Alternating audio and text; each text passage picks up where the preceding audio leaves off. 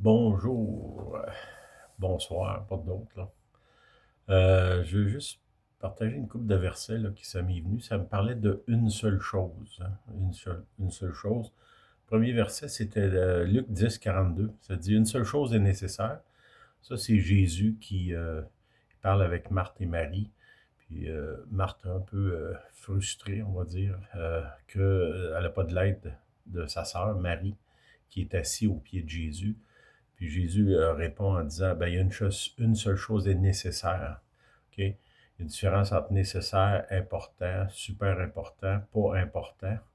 Lui, il dit, seule chose est nécessaire. Marie a choisi la bonne part que ne lui sera point ôtée. Ça parle d'être là au pied de Jésus. Bon, peut-être vous allez dire, ouais, mais moi, j'ai 4 enfants qui, en bas âge, passer des heures à m'asseoir où je suis occupé, j'ai un travail, je suis sur la route, je vais à l'école. Bon, ici, quand on parle au pied de Jésus, on peut le prendre littéralement, mais on peut le prendre aussi que notre attention, parce que dans le Nouveau Testament, dans le fond, euh, la nouvelle alliance, Dieu habite en moi.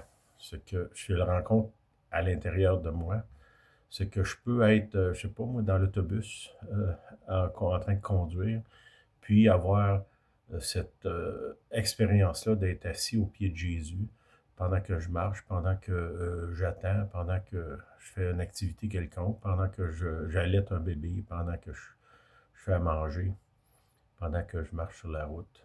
Je peux avoir cette intimité-là avec lui. Dieu, il ne veut pas nécessairement qu'on y aille vivre dans un monastère. Il est conscient de la vie qu'on mène. C'est que dans cette vie-là, il veut qu'on le rencontre. Puis souvent, c'est plus au niveau, on va dire, dans notre tête que ça se passe. Je peux être en train de faire quelque chose, puis couper des carottes, puis être là, puis en même temps être avec Jésus, être à l'écoute, le louer, l'adorer.